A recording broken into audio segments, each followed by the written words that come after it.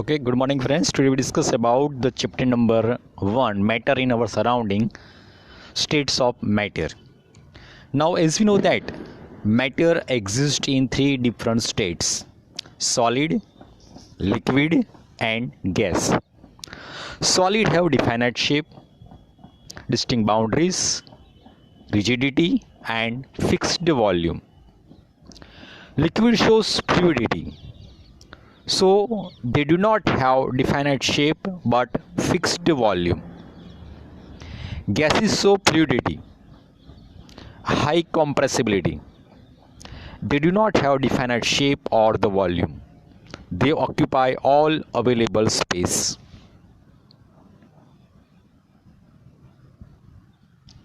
Now we take the solid state. The first we take the activity 1.9. Collect a pen, a book, a needle and a piece of wooden stick. Sketch the shape of the above articles in your notebook by moving a pencil around them. Do all these have definite shape, distinct boundaries and fixed volume? Yes.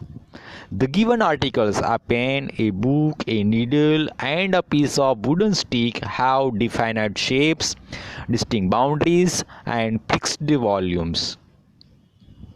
The next question: what happens if they are hammered, pulled or dropped? The given articles will break if hammered. The given articles will break if hammered, that is under external force it will be break. Are these capable of diffusing into each other? No. The given articles, a book, a pen, a needle, a piece of wooden stick, this type of articles cannot diffuse into each other. And the last question: try compressing them by applying force. Are you able to compress them?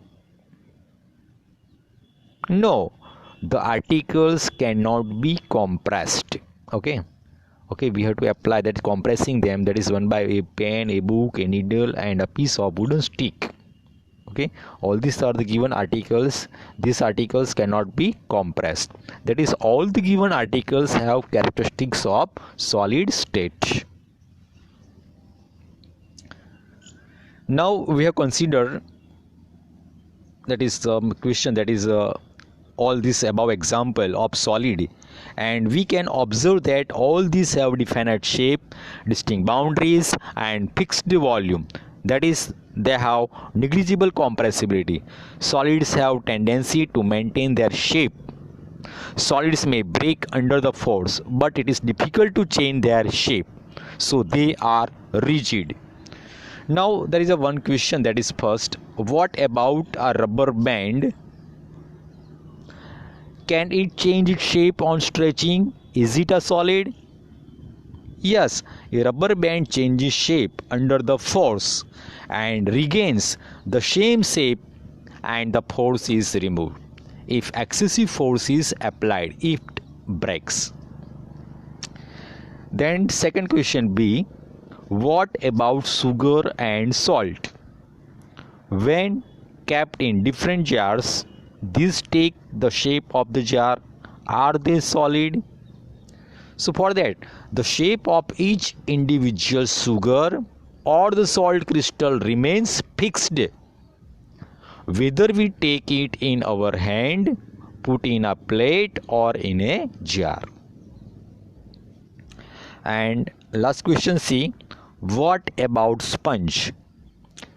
It is a solid, yet we are able to compress it. Why? Now for that, a sponge has minute hole. As we have to observe very careful, a sponge has very minute holes in which air is trapped. When we press it, the air is expelled out and we are able to compress it. Okay, so from all this we have to conclude that solids have definite shape, distinct boundaries, rigidities and fixed volume.